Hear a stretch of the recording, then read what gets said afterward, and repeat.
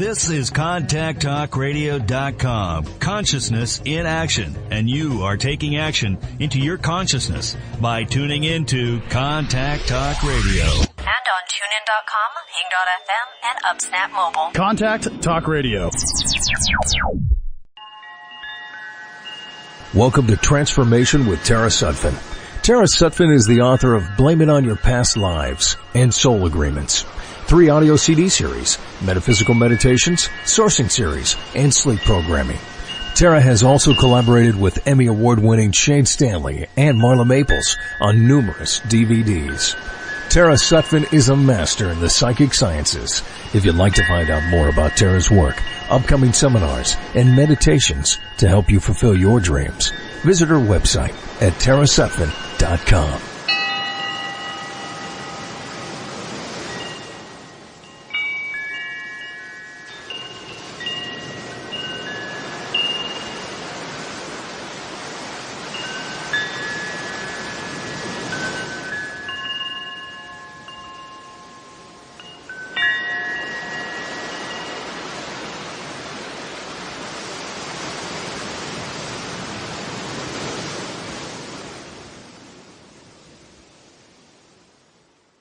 Thank you for listening to Transformations with Tara Sutphen this morning. I am Jason McKean. I am standing in for Tara, who is out having an adventure, who will no doubt be much wiser and be able to recant her adventures when she comes back next week. But until then, you have to listen to me. I'm her brother, so anything that I say in jest is out of love for my big sister. So I have a website too. I'm a tarot reader in Los Angeles. It's jasondmckean.com, and it has my reading schedule in Los Angeles. It also has my Om Chant CDs, which are played throughout the world in yoga centers, meditation halls, all these wonderful and healing places in the world there that want to tap into the blessings of the Om. My guest today, Cheyenne Van Zutphen, who is a kitchen witch, a gourmet kitchen witch. She is a master chef, a psychic, someone who I'm sure loves this time of year. Cheyenne, are you there?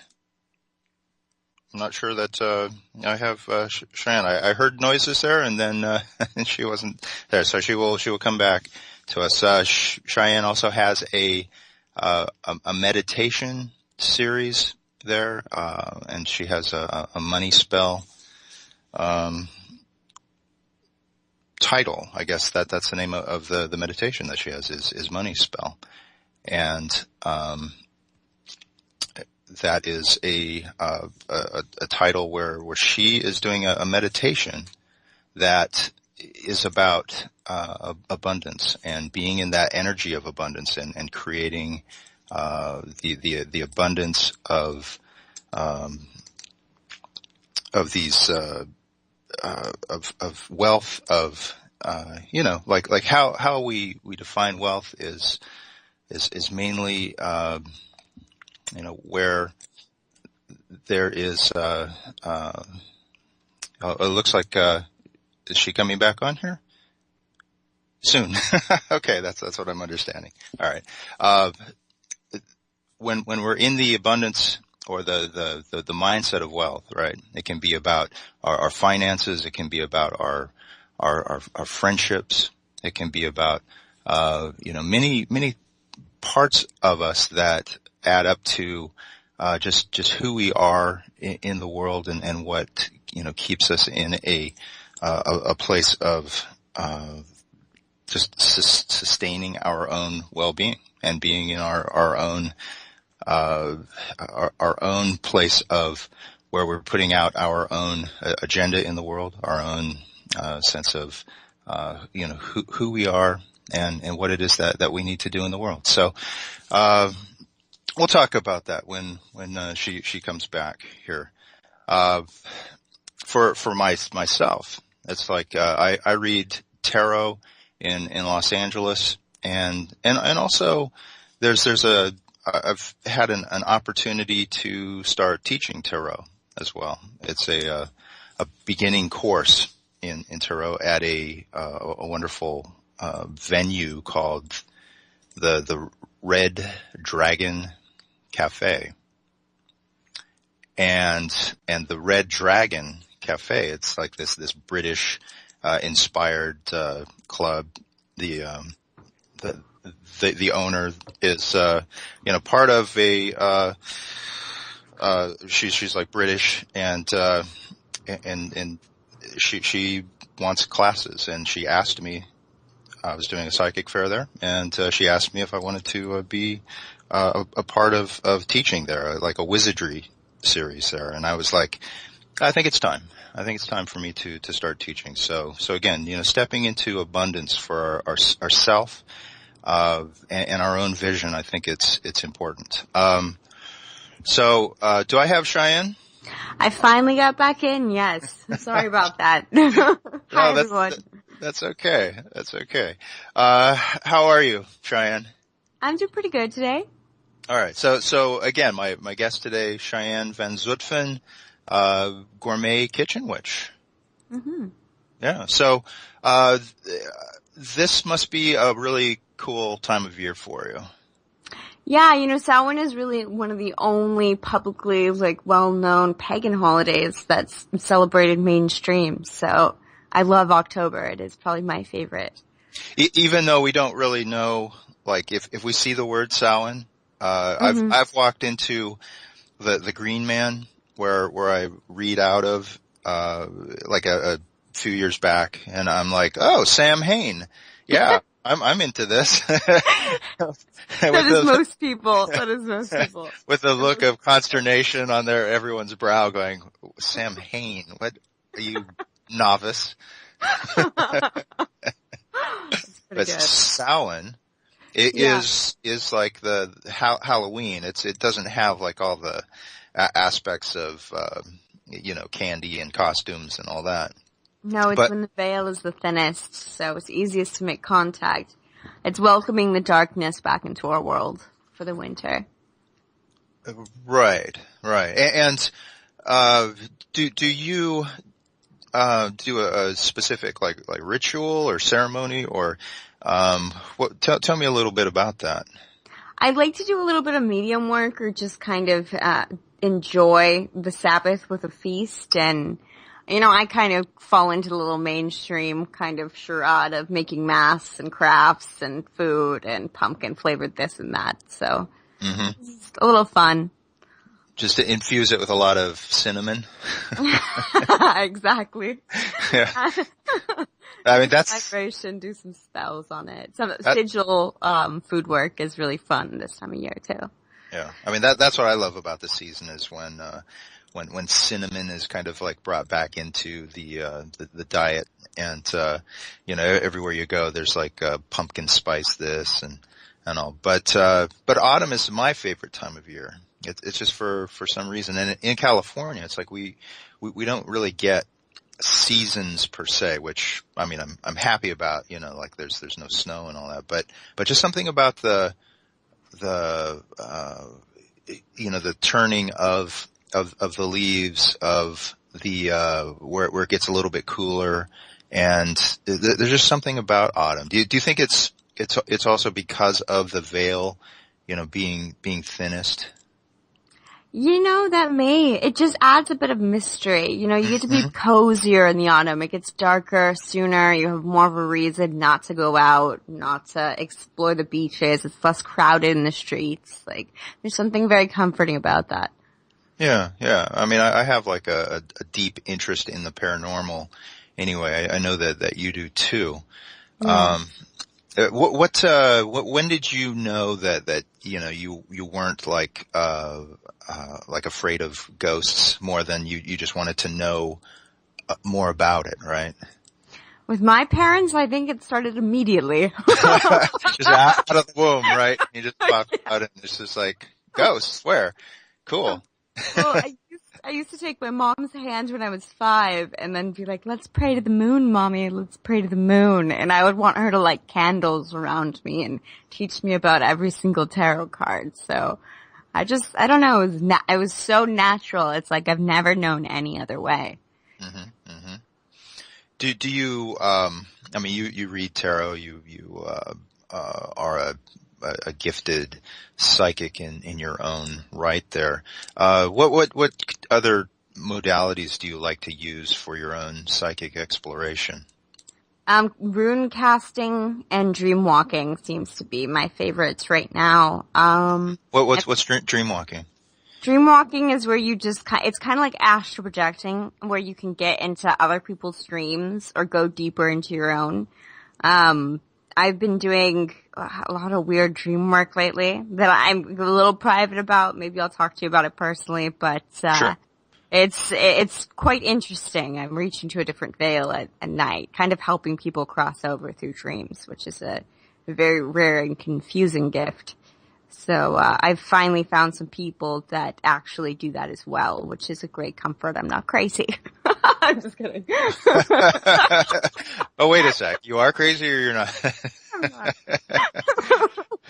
Well, but that's kind of part of the process though. I feel it's like when one has a gift and they may not know exactly what to do with it, and yet it sounds like you're working through it, like you're, instead of just trying to shut it off, trying to just, escape it. It's like you recognize it and you want to work through it so that you're, empowering, not only yourself, but, perhaps some other, souls out there. Yeah, it's taken 20 years, but I'm starting to get a grasp on what it is and how it works and why I'm doing it. So It's interesting. Yeah. And so you do that and also with tarot, do you use a certain deck? I love the Scapini. Mm-hmm. I'm kind of a collector just for the sake of collecting because I love all the art, but Sure. Scapini is really the deck I feel involved with, and it's just so connected to me. I actually have the deck that Mom used to use with me when I was 5, and that is my main deck. So it's infused with a lot of power in it then. Yeah, a lot of people have touched it. I'm not one of those witches who's like, please don't touch my tarot cards. Especially if I'm doing a reading for somebody, I encourage them to touch the cards or, Absolutely. Yeah, cause I feel that, there is a transfer, when I always have, my querents touch the cards, hold the cards, just take a moment with them. And I feel that it does, make a stronger connection, that's the whole point of the reading, is the clarity that someone can walk away with, regarding their question or a part of their life that they're having a difficulty in. I fully agree. Yeah. Do you read for a lot of people? I just mostly do privately for friends. But, a lot of people have asked me to do it for them regularly, which I'm happy to do, but it's more of just like let's grab coffee and maybe I'll let you buy me a tea and I'll give you the tarot reading. So. Right. So you buy me tea, I'll solve your life. I should probably solve myself a little more. I know I'm good, but I'm so busy cooking. It's like a treat. Right. But you are like a nurturing person. You like taking care of your friends. You like to mother your people, right? Yeah, I absolutely do. Yeah. I am kind of the mama friend. And you've always been that person. Yeah, I have. I'm always the one tucking him into bed and making him soup and all that jazz. Yeah. Kind of sweet. I had an opportunity to do this, psychic fair. I was just talking while you were, trying to get, reconnected there, about this, cafe that I read at. It was a psychic fair. And, I did think about, inviting you to read, right? And that it looks like it'll be kind of ongoing. So there may be an opportunity for you to just sit in. It's not like a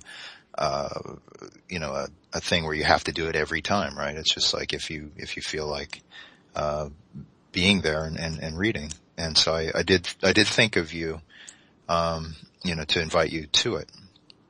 I would actually love that. That sounds nice. Yeah. And I mean, no, it's kind of like an easy, atmosphere too. It's next weekend I'll be at the Green Man doing a psychic fair where, there's like 10 psychics in a room and it's just like there's a lot of chatter and a lot of energy, a lot of high energy and it can be overwhelming. Mm-hmm. And it's not for everyone. It's not there's a lot of psychics who just like their quiet space. They don't like to be thrown in the middle of the circus there and it's just like just all this energy. Well, being a psychic, it's too energetically overwhelming to be in large crowds like that because you kind of start picking up and reading all these people and you're like, I'm trying to focus in on this one person, but I'm reading that guy over there. Right.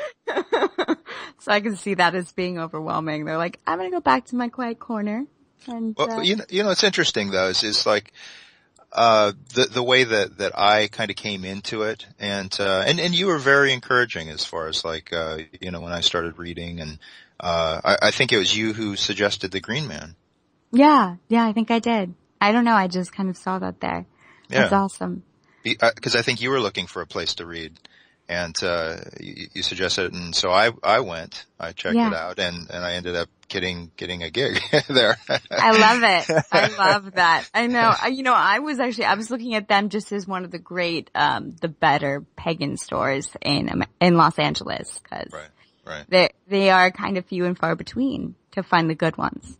Yeah. And the beautiful thing about them is that they're not just a store where they set up and say, okay, we're just going to sell stuff.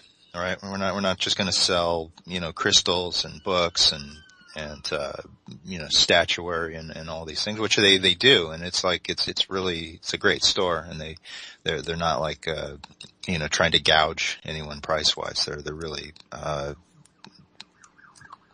beautifully priced there.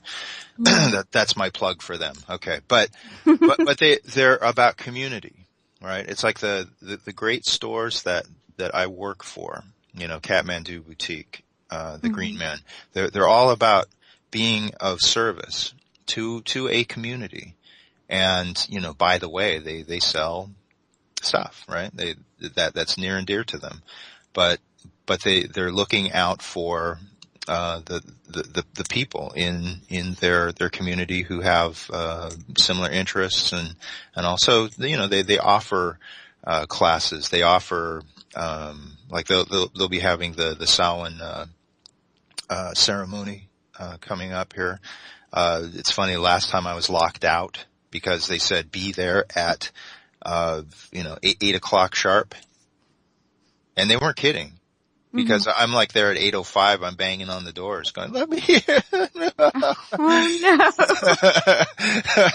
The ritual had begun. Yeah. And the doors were locked and it was just like a great, okay. So I'm spending, Samhain. No, that's probably why they locked me out, right? Because, I'd made that gross error of saying Samhain. Oh,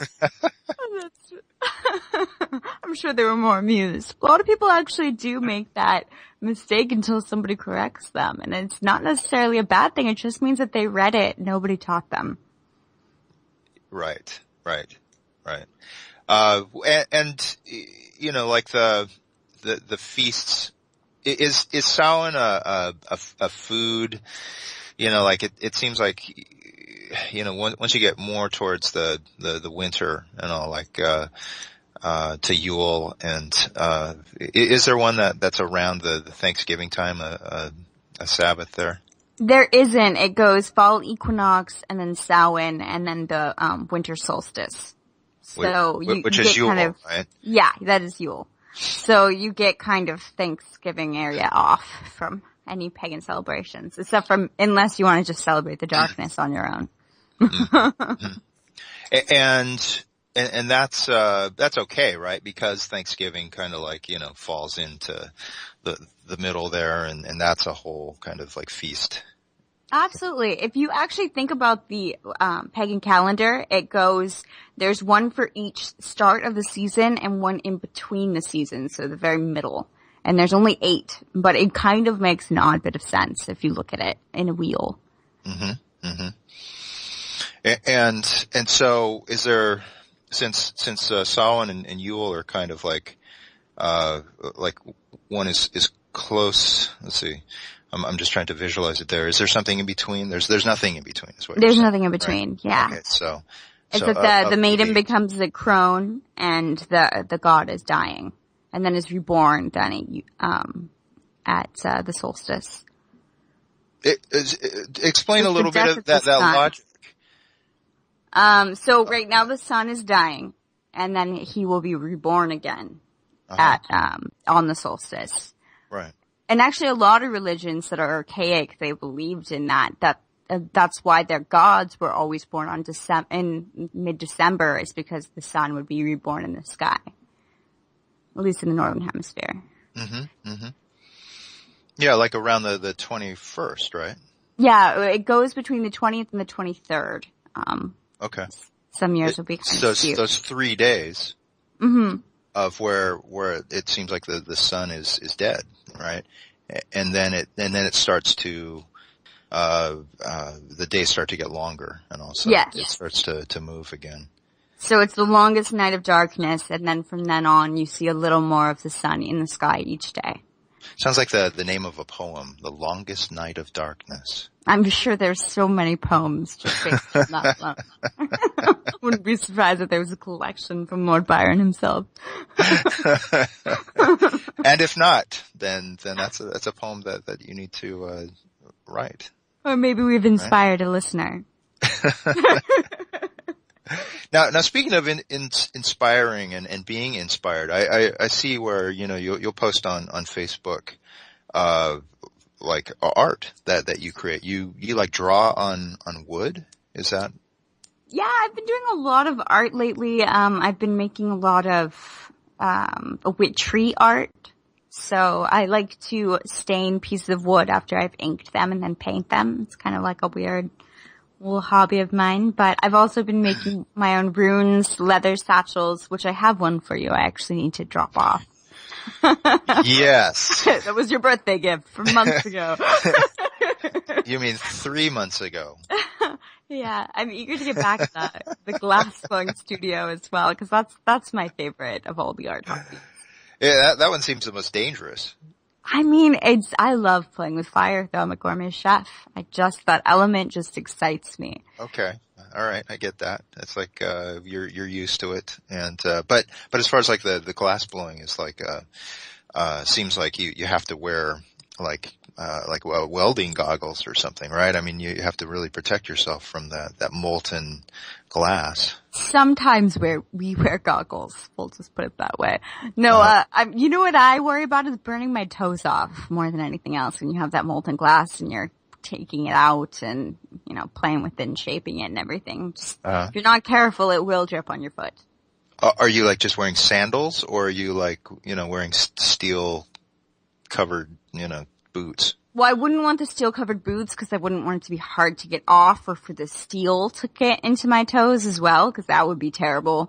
But my glass blowing master, he does wear flip-flops. Can't help Oh my God. In the glass blowing studio. It's kind of amazing. Do you sell any of your crafts? I do. I actually just opened up a little Etsy store called Wild Wisp, which I'm really excited about. I've been selling body jewelry that I've been making mostly, but some other little knickknacks on there too, like custom runes. Uh-huh. So is that WILDWISP? Yes. Wild Wisp.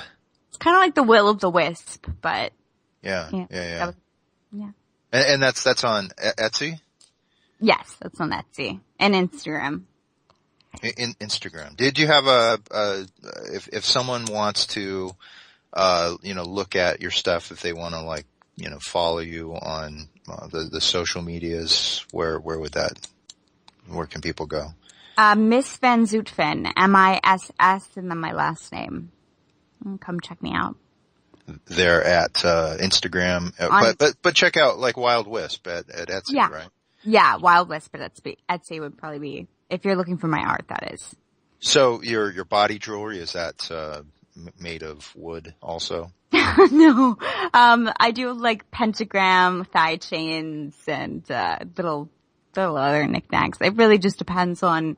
I like to find vintage jewelry and take it apart and then turn it into body jewelry. So that's been kind of my thing right now. Is there energy in the vintage jewelry that you want to accentuate, or do you try to clear out like any stored, like if there's like kind of negative energy or anything like that? If I feel negative energy on it, then I will put it in some water and put it with some crystals and leave it in the light of the full moon to cleanse. Yeah. But if it feels good, I always like the feeling of happiness on things that are used because it feels loved and you can kind of get a little piece of that little energetic residue. So I'm trying to keep that as is as well. Yeah. I mean, do you think that women love jewelry more than men do? Absolutely. Some men, maybe not, but I would say that most girls covet jewels. Yes. Jewels or is it about the stone or the metal itself, or is it the shape of it, what it symbolizes? I think that it's something that's beautiful. And it satiates kind of a certain craving of women who want to be a little more sensual, and it's oddly romantic to have, a necklace that's adorning your neckline or earrings that show off the shape of your face. Like, it's just kind of, women love those little details. Yeah, I'm not a jewelry guy at all. It's like,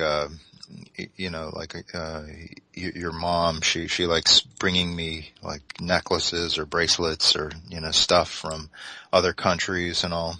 And, it's like, I'll put it on my altar, I have either a traveling altar that, I bring when I'm reading.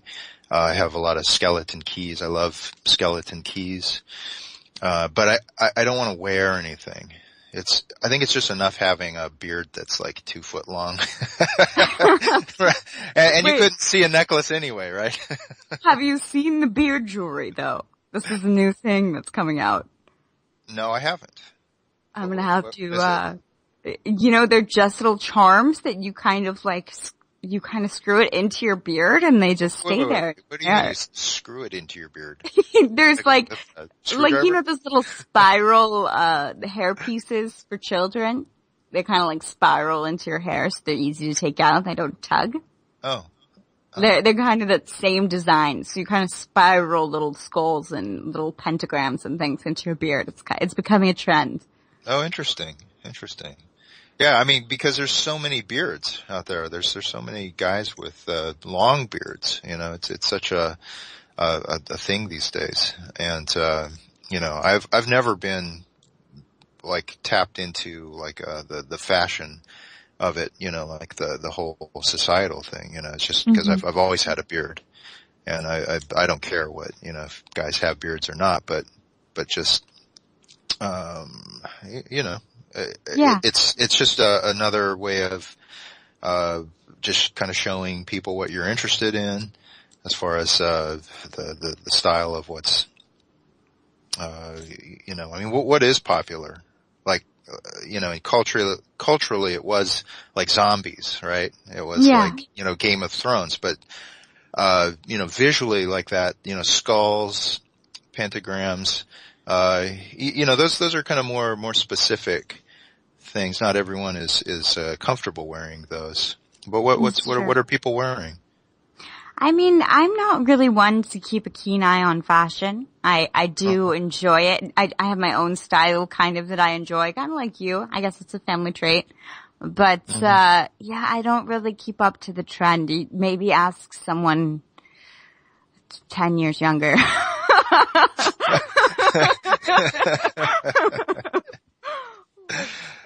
Okay, I'll do that. I mean, I go out in the world and I read for parties and all, and I see that, the aspects, I mean, tattoos are still a thing. People love to get tattoos and all, but, and very ornate. Yeah, I kind of think the trend is no trend right now. It's all flashbacks of other decades. It's kind of interesting. So, that's the whole hipster logic, I think, is you just get to put together whatever you want. You can wear overalls with a tie-dye shirt or a colorful psychedelic shirt and no one will judge you. So it's, right. It's kind of a free-for-all in this day and age, which is very accepting. I think that's part of just, when I was growing up, it's like the sources of media, of, how popular culture was directed was finite. It's like you had 3 major TV stations. You had, music being piped to you through radio stations. And so they were very specific, the way that culture was distributed. And now because of the internet, because of, just a million different channels, it's just like there's so many more influences there. It's like, one can, take from the Eastern cultures in how they dress and how they might wear their hair. You might get a haircut that, instead of it being very symmetrical is very asymmetrical, right? Mm-hmm. And it's just as valid as, anything else there. So I think that it is kind of a free for all. And so, is that confusing to someone who's younger like yourself? I mean, I don't think so. I think that the great thing about the generation it's coming up now, and the ones that are younger than me, is that they're so open. They just want to express themselves in life, and they're interested in their own consciousness, and they're interested in waking up and helping the planet along with themselves. And that's something you rarely saw in generations before us or before you. So it's really a beautiful thing to see that cosmic awareness.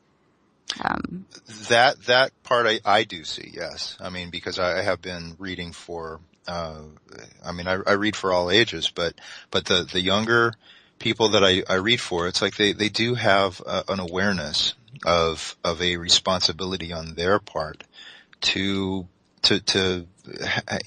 be, I guess they're just more aware of other cultures and all, and how to, just treat the planet better than my generation and generations before, where it's just like, come on, let's just drill more oil. And, just, it's business as usual. And it's like, it doesn't have to be that way. Do you think that we have to thank the internet maybe for that kind of awakening on a global level? Because it seems that it's like a web of consciousness. We're all connected now, and everybody sees it, and everybody can see news on the other side of the world or find out the weather in the click of a button. And I think just having that resource at your fingertips has allowed everybody to kind of wake up and see the world for what it is and not what people tell you to see. Right. Yeah, it is part of it, certainly.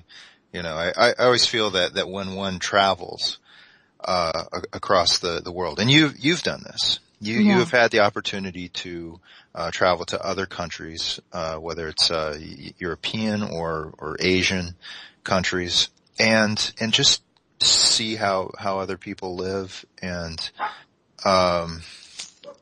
do you feel that your travels have kind of broadened your mind? Absolutely. I mean, I would say especially third world countries like Cambodia and Laos and going to places in on the belt like Belize, like you kind of see a more natural connection to nature, and they're still living just kind of in this world where you can kill a goat and sell it on a table at the market. And it's very just hands-on in the dirt and the old temples and beautiful ruins. And you know, some people would say, oh, those people live in poverty. But a lot of them are just rich in life, just living, just like anyone else. And it's just interesting to get a perspective on people that are still more connected to nature than we are in cities. Yeah. That idea of abundance and wealth, right? When you were trying to call back in, I was trying to explain, your meditation, the money spell meditation, right? And, that's something that's available at, moonsource.com, your mother's site. Your mom is Tara Sutphen, by the way, just, for anyone who's wondering. Yeah, who's your mom? So you're my niece. Yes. Again, just putting it out there for anyone who's like, oh, okay. We see the nepotism going on here. We are a very witchy family. Or wizardy. Yeah, family. Or psychic family. Yeah. And,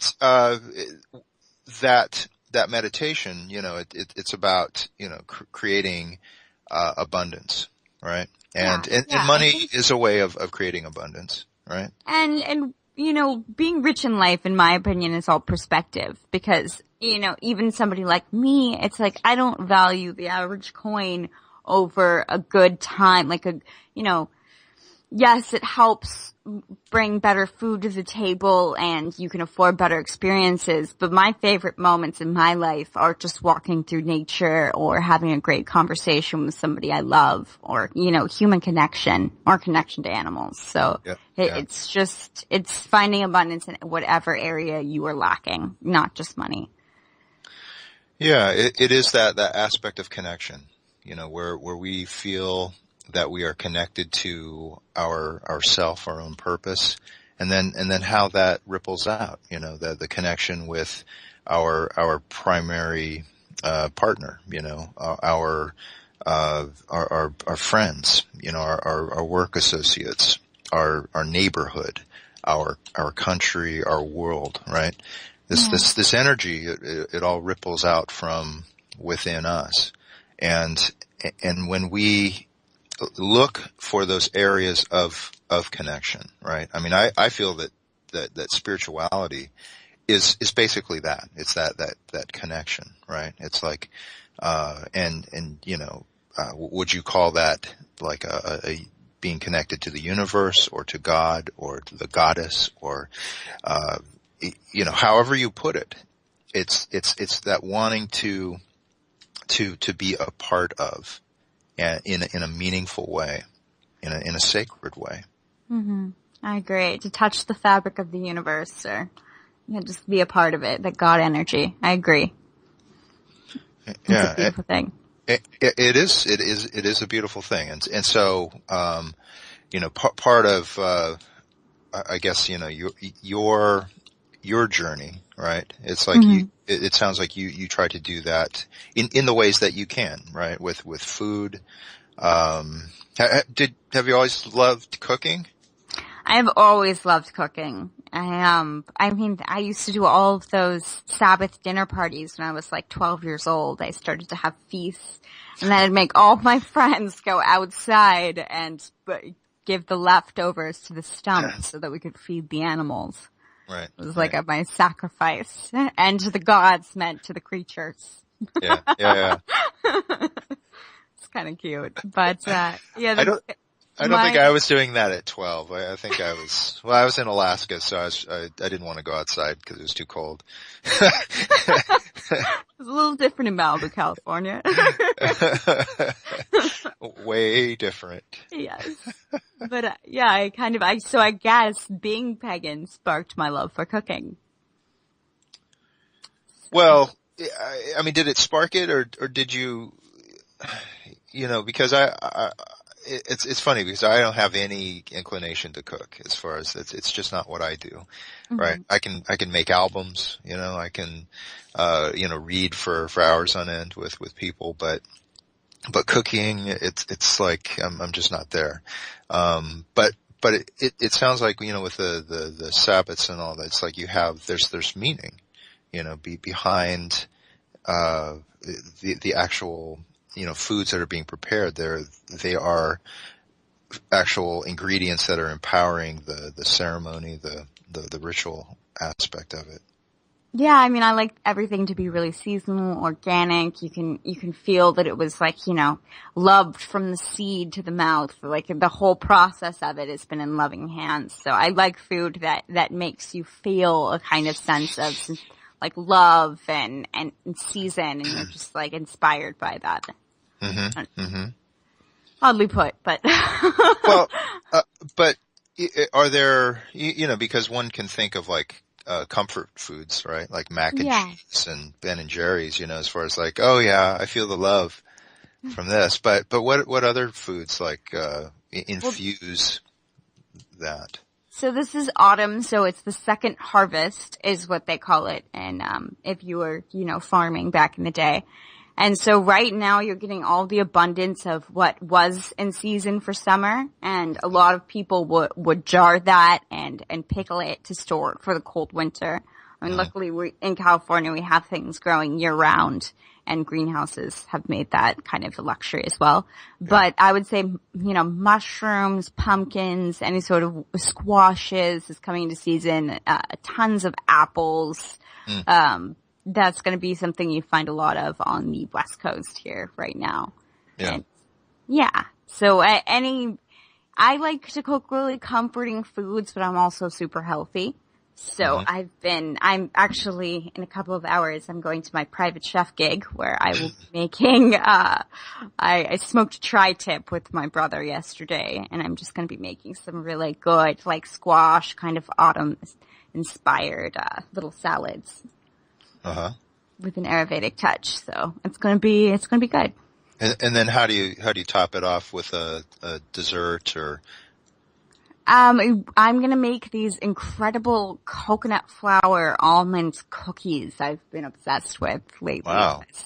It's kind of low sugar, and so it's gonna be like more of a paleo kind of. Yeah, they're completely vegan, completely gluten-free. They're the best cookies I've ever had. So I'm just a little obsessed at the moment. Right. Just gonna get those. This may be a kind of private question, but are you like a vegan, or do you like balance out your diet with meats and vegetables? I know I had a hard time, getting you to eat your vegetables when you were like a little kid, but. For the record, only peas. I just hate yeah, I still hate peas. Okay, I stand corrected. That was peas were not on the menu for Cheyenne. No. No, I believe in a balance on the plate. My boyfriend is keto, though, so I've been cooking a lot of keto for him. And I've tried to go kind of low carb because of that, and I feel that it's really helping, expands my palate for the patrons I serve as a private chef. So it's been a great learning experience. Also cooking paleo for some of my clients, and, like no sugar, no nuts. It just really depends on the person. I can adapt my cooking pretty easily, but I myself will eat absolutely everything. Paleo is like a high protein? Paleo is kind of going back to like the original roots of, so no gluten. It's kind of a high protein, but it's generally just like no manufactured, foods. It's going back to how the cavemen eat. So it's kind of a cool diet, actually. I don't know. I can explain it to you in further detail off air. Okay. I mean, it's all for the benefit of the listener, who's, because food is kind of the best medicine too. It's like my wife's philosophy, who Sumira is Japanese, and it's like, we'll eat, quite a bit of Japanese food, whether it's just something as simple as miso soup. with rice and then some other vegetables and dishes.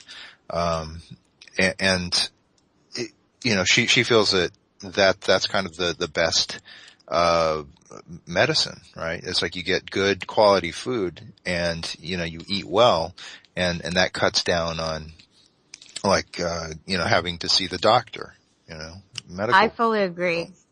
Yeah, I love her for that too. Healing through food is one of the best remedies for getting well or preventative medicine.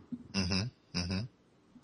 And do you infuse, like while you're cooking, do you like pray over it or infuse it with, a specific intention or, Actually, I've always done that, even when I was little. And then I took that quantum energetic healing course with Fatima when I was 15. Mm-hmm. And I started to look at plates differently. I started to look at everything differently as energy. And so, as being aware of the cruelty that happens with meat and even with like, some pesticides in soil and, our vegetation's kind of gross too. So I'd imagine that rising out like black smoke out of the food and then I'd re-infuse it with energy before I served it to somebody. And especially myself. So, can you do that experiment? Like, in the next few days where you make yourself some peas and then you like, you bless them, you have like the black smoke of whatever disgusts you, like, taken out of it and then they're like made whole there. You can. I don't think raising its vibration will make it taste better. So it's just a taste thing. It's just a taste thing. It purely just, I can't do it. Especially creamed peas. I have, to be polite, shoved some down and be like, but I generally do not enjoy them on any level. It's like, when I was a kid, I didn't like liver. And liver was just like, it's still like, whoa. And I've been out with, me and Sue, and we're in Japan, and a friend made spaghetti with a liver, like little chunks of liver in it. And I'm going, spaghetti, awesome. Start eating it. It's like, oh, no. This is not good. But I was eating it. I was being, respectful, smiling with my mouth, right, but not my eyes. While I'm chewing and going, eee. You just start gulping down water and swallowing. Yeah, it's like, do you want more? It's like, no, I'm good. I'm very full. Oh man, this is so delicious. I'm like ready for dessert. There's no liver in the dessert, is there? No, it's, there's just no way getting past, just some of those food items that we don't care for. No. I don't. No. We're lucky it's only one thing for the both of us, because a lot of people have a list. Oh my God.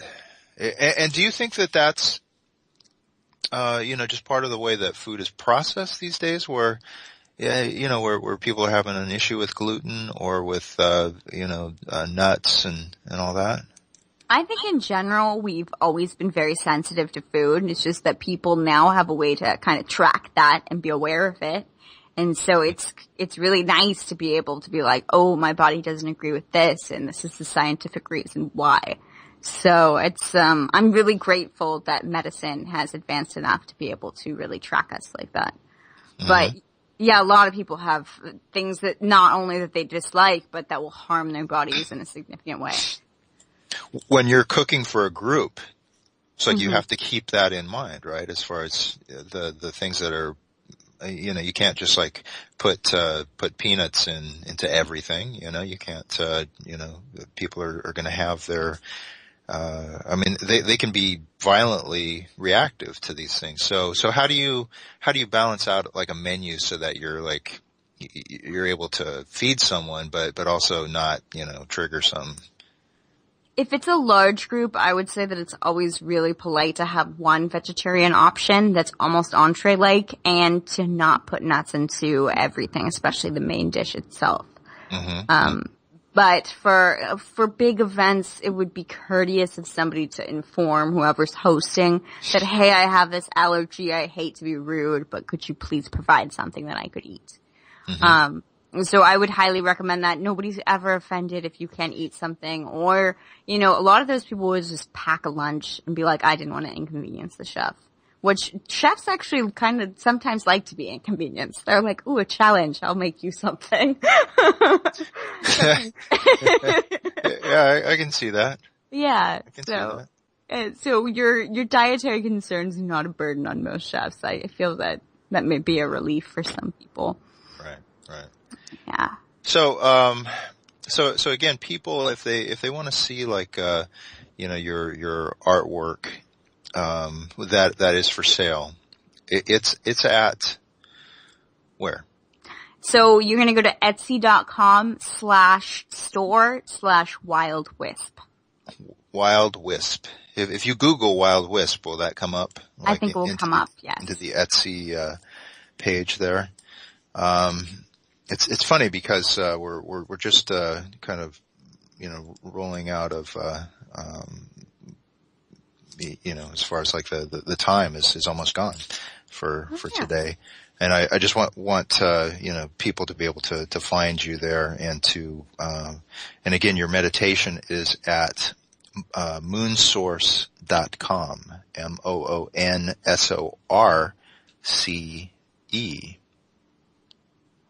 like one is sourcing. Right? Yes. And that's the money spell meditation by Cheyenne Van Zutphen. And so, with Samhain coming up and then Yule, do you have any special, anything on the menu for Yule? I will, and I'm probably going to post a little blog thing on my mom's website. I did that for the full moon last month. I might do another one this month, and I'm going to start writing for her some articles and things, because I do it for myself, but she's wanting me to, it's about time I start sharing. Absolutely. I mean, that helps to serve the larger community. Yeah. I mean, and before we get to Samhain, there's the full moon Saturday night. That's 23 degrees Aries, so should be a strong one. It's going to be really, really big in the sky. What day is that on? That is going to be Saturday, which is... But what, October... 16th. Oh, no, it's 15th. Sorry, is it tomorrow? Oh, is it tomorrow? It's tomorrow. And that's a full moon, and it's a big moon? Yeah, it's going to be a super moon, so it's going to be very close to Earth, so we should feel it a little stronger. There's going to be a bigger energetic charge. You should come hang out with us, do some sourcing. But it's going to culminate in the middle of the night. So, wait, what? It's actually going to be Sunday morning. Sorry, I just got distracted by my dog.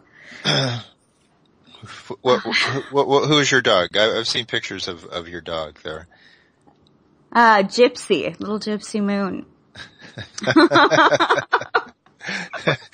It just goes into everything, right? She gets into everything. She was just showing some chords, so I got a little distracted. Is that why you lost contact earlier in the show? No. She just chewed the connection away. She doesn't usually do that. All right. Quick question. What's your favorite tarot card?